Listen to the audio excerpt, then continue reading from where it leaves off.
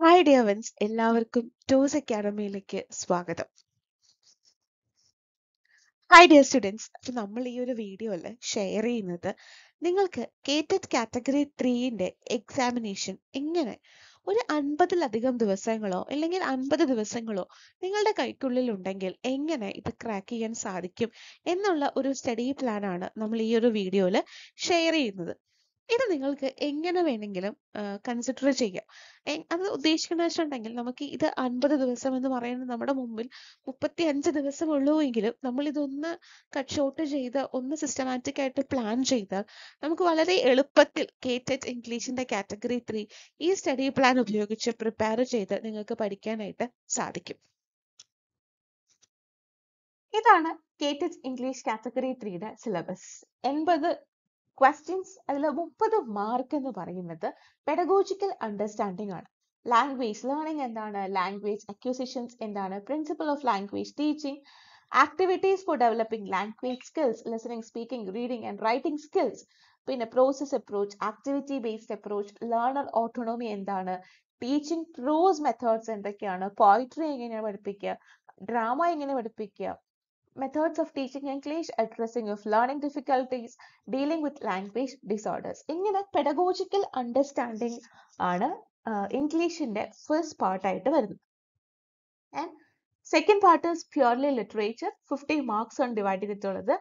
Language ടീച്ചിങ്ങിന്റെ objective, principles, bilingual approach, communicative approach, humanistic approach, എന്താണ് ലിറ്ററേച്ചറിലേക്ക് വരുമ്പോൾ ഓരോ ലിറ്റററി പീരിയഡ് അനലൈസ് ചെയ്യുന്ന രീതിക്കാണ് സിലബസ് പോയിട്ടുള്ളത്. അപ്പൊ എങ്ങനെയാണ് നമുക്ക് ഈ 50 ദിവസം കൊണ്ട് അത് പഠിച്ചെടുക്കാനായിട്ട് സാധിക്കുക നോക്കാം. നമ്മുടെ പഠനത്തിന്റെ ഒരു ആദ്യത്തെ ആഴ്ചകൾ എന്ന് പറയുന്നത് നമ്മൾ ഉപയോഗിക്കേണ്ടത് ചോസറിന്റെയും ചോസറിന്റെ കണ്ടംപറീസിന്റെയും കാര്യങ്ങളെ കുറിച്ച് പഠിക്കാനാണ്. നിങ്ങൾക്ക് കേറ്റഡ് എക്സാമിനേഷന്റെ സിലബസ് പരിശോധിച്ചാൽ മനസ്സിലാകും ചോസറും ചോസറിന്റെ കണ്ടംപറീസും ചോസറിന്റെ വർക്കുകളും എത്രത്തോളം ഇമ്പോർട്ടന്റ് ആണ് എന്ന്. കേറ്റഡ് പരീക്ഷയിൽ മാത്രമല്ല, സെറ്റ് പരീക്ഷയിലാണെങ്കിൽ പോലും ചോസറുമായി ബന്ധപ്പെട്ട ചോദ്യങ്ങൾ എല്ലാ തവണയും കൃത്യമായി മുടങ്ങാതെ ചോദിക്കാറുണ്ട്. അപ്പൊ ചോസറിന്റെ കണ്ടംപറീസ്, അതുപോലെ ചോസറിന്റെ വർക്ക്സിലെ ഇമ്പോർട്ടന്റ് വർക്ക്സിന്റെ ലിസ്റ്റ്, ക്യാരക്ടേഴ്സ്, ചോസറിന്റെ വർക്ക്സിലെ ക്യാരക്ടേഴ്സ്, എസ്പെഷ്യലി നമ്മുടെ പ്രൊഡക്ട് ദ കണ്ടംപററി ടേൽസിലെ 29 പിൽഗ്രിംസിന്റെ ഡിസ്ക്രിപ്ഷൻസ്, അതേപോലെ ചോസറിന്റെ കണ്ടംപറീസ് ആയിട്ടുള്ള ജോൺ വൈക്ലിഫ്, വില്യം ലാംഗ്ലാൻഡ്, ഇവരുടെ എല്ലാം തന്നെ ഇമ്പോർട്ടന്റ് വർക്ക്സ്, അതിന്റെ ഫീച്ചേഴ്സ്, ഇത്രയും കാര്യങ്ങൾ നമുക്ക് ഒന്നാമത്തെ ആഴ്ചയുടെ തുടക്കത്തിൽ തന്നെ നമുക്ക് പഠനം പൂർത്തിയാക്കാനായിട്ട് സാധിക്കും.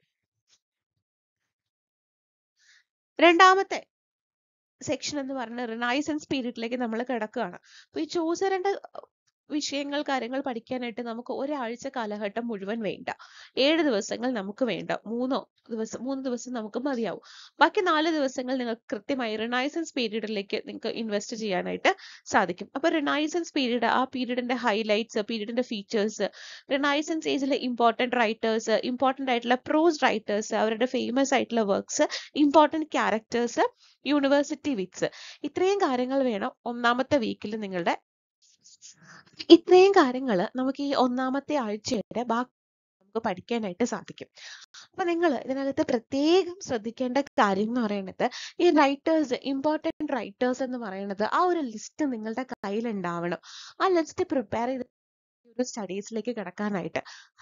അങ്ങനെയാണെങ്കിലാണ് ഈ റൈറ്ററിന്റെ ഇന്ന വർക്ക് ഞാൻ പഠിച്ചിട്ടുണ്ട്, അല്ലെങ്കിൽ ഈ വർക്കിന്റെ കാര്യങ്ങളെ കുറിച്ച് എനിക്ക് ധാരണയുണ്ട് എന്ന് നിങ്ങൾക്ക് റിവിഷൻ സമയത്ത് കൃത്യമായി ചെക്ക് ലിസ്റ്റ് പ്രിപ്പയർ ചെയ്ത് ചെക്ക് ചെയ്യാനായിട്ട് സാധിക്കത്തുള്ളൂ. ഇത് ഈ ഒരു കാലഘട്ടം മാത്രമല്ല കേട്ടോ, എല്ലാ ലിറ്റററി ഏജും നിങ്ങൾ ഇതുപോലെ തന്നെ മാർക്ക് ചെയ്ത് വേണം പഠിക്കാനായിട്ട്. രണ്ടാമത്തെ ആഴ്ച എന്ന് പറയുന്നത് നമ്മുടെ റിനൈസൻസ് ഏജിലെ തന്നെ ഏറ്റവും പ്രധാനപ്പെട്ട വ്യക്തി എന്ന് പറയുന്നത് ഷേക്സ്പിയറിലേക്ക് മാത്രം മാറ്റിവെക്കണം.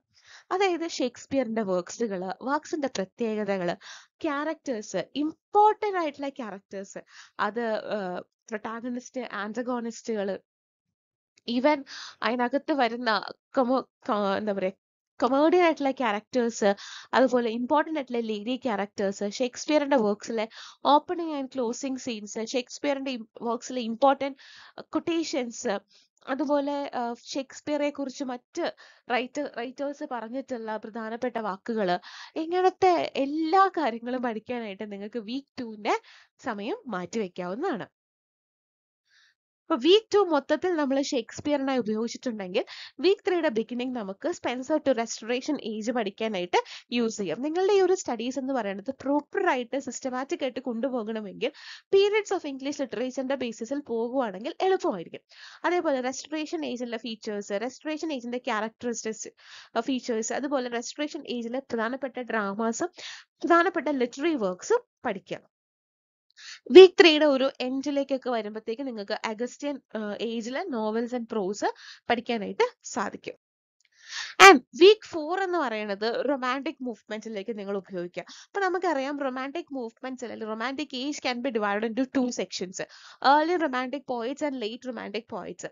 അപ്പൊ ഏർലി റൊമാൻറ്റിക് പോയിറ്റ്സ് ആയിട്ടുള്ള വേർഡ്സ്വർത്ത്, കോളറിഡ്ജ്, പിന്നെ നമ്മൾ അങ്ങോട്ടേക്ക് നോക്കുവാണെങ്കിൽ മറ്റ് പ്രധാനപ്പെട്ട റൊമാൻറ്റിക് പോയിറ്റ്സ് ആയിട്ടുള്ള ബൈറൺ, കീറ്റ്സ്, ഷെല്ലി, ഇവരെ എല്ലാം തന്നെ നമ്മൾ പഠിക്കണം. എസ്പെഷ്യലി ഇവരുടെ പ്രധാനപ്പെട്ട ഓഡ്സിന്റെ ഡീറ്റെയിൽസ്, അങ്ങനത്തെ കാര്യങ്ങളെല്ലാം പഠിക്കുക. പിന്നെ നമുക്കറിയാം പ്രിഫസ് ടു ലിറിക്കൽ ബാലഡ്സ്, ബയോഗ്രഫി, ലിറ്ററേറിയ, വേർഡ്സ്വർത്തിന്റെയും കോളറിഡ്ജിന്റെയും പ്രധാനപ്പെട്ട വർക്ക്സ് ആണ്. ഈ 2 വർക്ക്സിന്റെ കാര്യങ്ങൾ നോക്കാതെ നിങ്ങൾ പരീക്ഷയ്ക്ക് പോകാനായിട്ട് പാടില്ല. അപ്പൊ നിങ്ങളുടെ ഒരു സ്റ്റഡി പ്ലാനിൽ നിങ്ങൾ ഈ പറയുന്ന കൺസെപ്റ്റ്സ് എല്ലാം മനസ്സിൽ വെച്ചിട്ട് വേണം നിങ്ങൾ പ്രിപ്പറേഷൻ ചെയ്യാനായിട്ട്.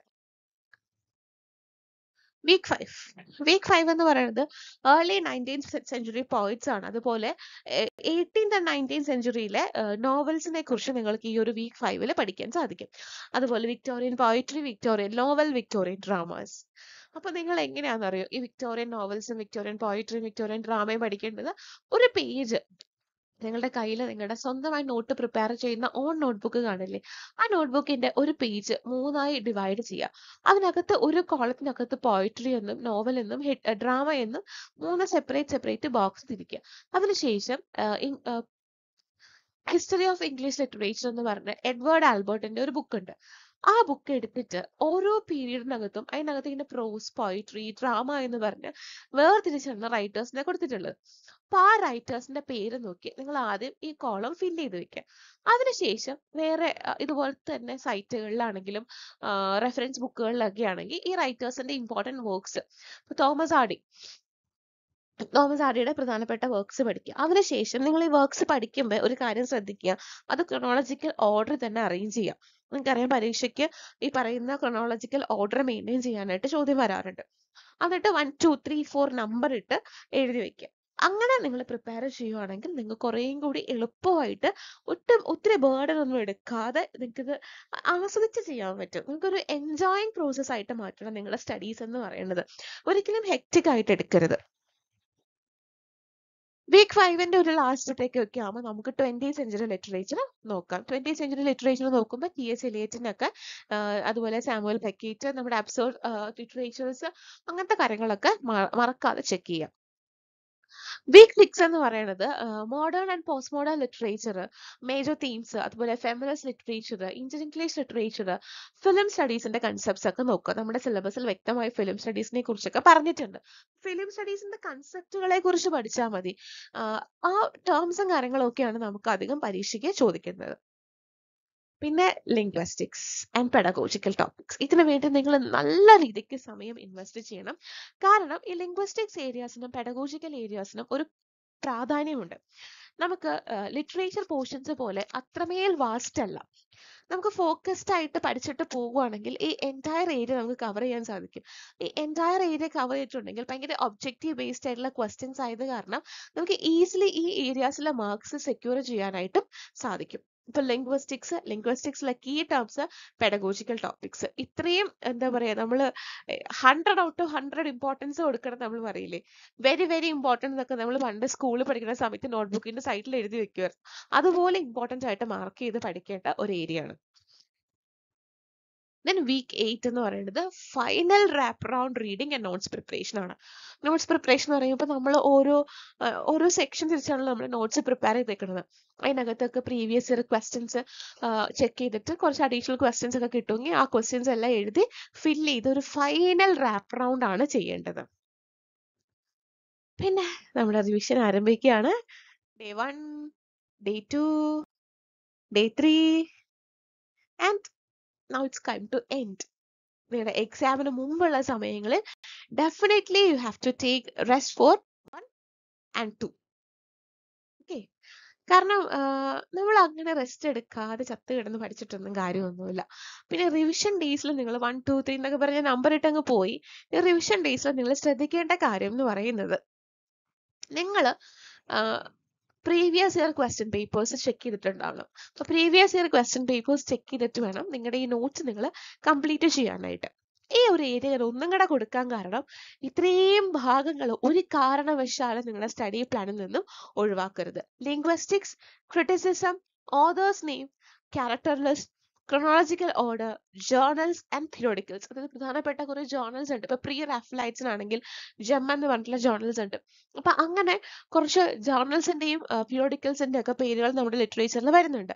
അതുപോലെ war poets, method of teaching, pedagogical area, literature areas. Literature area തന്നെ നോക്കുകയാണെങ്കിൽ ഓതർ, അവരുടെ ഇമ്പോർട്ടൻറ്റ് വർക്ക്സ്, ടേംസ്. ലിംഗ്വിസ്റ്റിക്സ് നോക്കുകയാണെങ്കിൽ linguistics terms, linguistics areas, pedagogical terms and pedagogical areas. അതിന് എസ്പെഷ്യലി ഡിസ്ലെക്സിയ, ഡിസ്ഗ്രാഫിയ, അതുപോലെ അച്ചീവ്മെന്റ് ടെസ്റ്റിന്റെ കുറച്ച് കാര്യങ്ങൾ, ഇവാലുവേഷൻ മെത്തേഡ്സ്, ഇതൊക്കെ ഭയങ്കര ഇമ്പോർട്ടൻ്റ് ആയിരിക്കും. മെത്തേഡ്സ് ഓഫ് ടീച്ചിങ്ങും theories of teaching and learning process important ആണ്. ഒരു കുറച്ച് ചോദ്യങ്ങളെ കൂടി നിങ്ങളെ കാണിച്ചു തരാം. നിങ്ങൾക്ക് അപ്പം മനസ്സിലാകും. ഞാൻ പറഞ്ഞിരുന്നു ചോസറുമായി ബന്ധപ്പെട്ട കാര്യങ്ങൾ ചോദിക്കുമെന്ന്. ചോസറിന്റെ എസ്പെഷ്യലി ചോസറിന്റെ pilgrims is very very important. Who is described as a despicable character in prologue. പ്രൊലോഗിൽ ഡെസിപ്പിൾ ക്യാരക്ടർ ആയിട്ട് വരുന്നത് പാർട്ട്ണറാണ്. സ്ട്രീം ഓഫ് കോൺഷ്യസ്നെസ് എന്ന് പറയുന്ന ടേം കോയിൻ ചെയ്തതാരാണ്? നമുക്കറിയാം ജെയിംസ് ജോയിസ്, വെർജീനിയ വുൾഫ്. ഇവരെല്ലാം തന്നെ സ്ട്രീം ഓഫ് കോൺഷ്യസ്നെസ് ടെക്നിക്ക് ധാരാളമായി അവരുടെ വർക്കിൽ ഉപയോഗിച്ചവരാണ്. പക്ഷെ എന്നാൽ വില്യം ജെയിംസ് എന്ന് പറയുന്ന റൈറ്ററാണ്, അല്ലെങ്കിൽ ഒരു വ്യക്തിയാണ് സ്ട്രീം ഓഫ് കോൺഷ്യസ്നെസ് എന്ന് പറയുന്ന ഒരു ടേം ഇൻട്രൊഡ്യൂസ് ചെയ്തത്. The main purpose of teaching a languages, ഒരു ലാംഗ്വേജ് നമ്മളെ പഠിപ്പിക്കുന്നതിന്റെ പ്രധാനപ്പെട്ട ഉദ്ദേശം എന്താണ്? Enable the learner to learner to communicate properly with clarity. കാര്യങ്ങൾ ഏറ്റവും വ്യക്തമായിട്ട് അതിന്റെ ഓർഡർ അനുസരിച്ച് നമുക്ക് സംസാരിക്കാൻ അറിയാമെന്ന് പറഞ്ഞ കുറെ കാര്യങ്ങൾ അവിടെ ഇവിടെ പെറുക്കി കൂട്ടി പറഞ്ഞിട്ട് കാര്യമില്ല. നമുക്ക് മുമ്പിലിരിക്കുന്ന ആൾക്ക് അത് വ്യക്തമായി മനസ്സിലാകണം. സോ ഒരു ക്ലാരിറ്റിയോട് കൂടി കമ്മ്യൂണിക്കേറ്റ് ചെയ്യാനാണ് നമ്മൾ ഈ പറയുന്ന ലാംഗ്വേജ് ടീച്ചിങ് മെയിൻ ആയിട്ട് ഉപയോഗിക്കുന്നത്. ഹമാഷ്യ വിത്ത് ദ ക്യാരക്ടർ ഹാംലെറ്റസ്. ഹമാഷ്യ നമുക്കറിയാം ട്രാജിക് ഫ്ലോ ആണ്. ഏതെങ്കിലും ഒരു ട്രാജഡി ആവാൻ കാരണം അതിലെ പ്രൊട്ടാഗണിസ്റ്റിനുള്ള ഒരു ദൗർബല്യമായിരിക്കും, അവരുടെ ഒരു മിസ്റ്റേക്ക് ആയിരിക്കും. അപ്പൊ ഹാംലെറ്റിന്റെ മിസ്റ്റേക്ക് എന്ന് പറയുന്നത് പ്രോക്കാസ്റ്റിനേഷൻ ആണ്. കാര്യങ്ങൾ വേണോ, to be or not to be എന്ന് പറയുന്ന ഒരു കൺസെപ്റ്റ് ആണ് ഹാംലെറ്റിന്റെ ട്രാജഡി ആക്കി മാറ്റുന്നത്. അപ്പൊ ഈ terms are very very important. Which is not a technique to teach the meaning of new words. Dictation ആണ്. ഡിക്റ്റേഷൻ എന്ന് പറയുന്നത് സ്പെല്ലിംഗ് പഠിപ്പിക്കാനായിട്ട് നമ്മൾ ഉപയോഗിക്കുന്ന ഒരു മെത്തേഡാണ്. ഒരിക്കലും വാക്കുകളുടെ അർത്ഥം പഠിക്കാനായിട്ട് നമ്മൾ ഉപയോഗിക്കുന്ന ഒരു മെത്തേഡ് അല്ല. Most audiolingual materials are designed to help learners to develop their dash skill.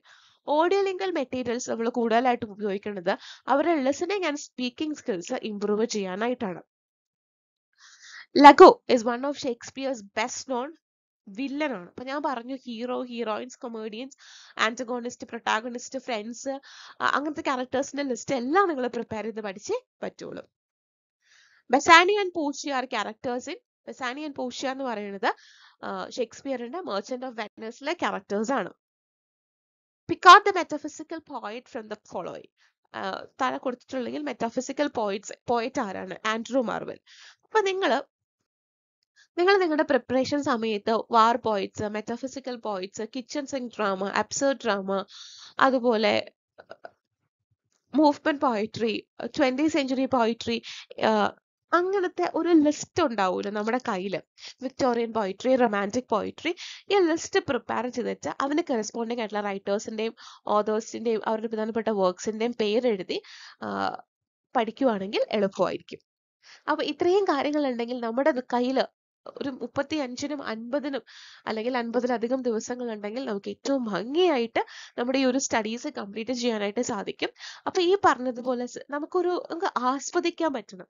ആസ്വദിക്കുന്നതിനൊപ്പം നിങ്ങൾ ആ കേട്ടിട്ട് ക്വാളിഫൈ ചെയ്യുന്ന ദിവസത്തെ കുറിച്ച് സ്വപ്നം കാണുക. ഓക്കെ, എല്ലാവരും നമ്മളെ വിളിച്ച് അപ്രീഷിയേറ്റ് ചെയ്യുമ്പോൾ നമ്മൾ എങ്ങനെ ഒരു ദിവസം നമ്മുടെ മനസ്സിൽ അങ്ങനെ ഒരു വിഭാവന ചെയ്യുക. ആ മനസ്സിലെ വിഭാവന ആ ഒരു സ്വപ്നം നമ്മളെ വളരെ ആസ്വദിച്ച് ഇത് പഠിക്കാനായിട്ട് ഹെൽപ്പ് ചെയ്യും. ഒരിക്കലും ഒരു ഹെക്റ്റിക് ആക്കി ഇതൊരിക്കലും ശല്യമാണല്ലോ ഇങ്ങനെയെങ്കിലും ഒന്ന് തീർക്കണം ആ ഒരു മൈൻഡ് സെറ്റോട് പഠിക്കാൻ ഇരിക്കരുത്. നമ്മുടെ ഓർമ്മയിൽ നിൽക്കില്ലേ, സന്തോഷപൂർവ്വം ആനന്ദപൂർവ്വമായിട്ട് പഠിക്കുക. അപ്പൊ നമ്മുടെ ബ്രെയിനിലും നമ്മൾ പഠിക്കുന്ന കാര്യങ്ങളെല്ലാം കുറേയും കൂടി ആക്റ്റീവായിട്ട് ഉൾക്കൊള്ളാനായിട്ട് സാധിക്കും. Wish you all the very best. Thank you so much.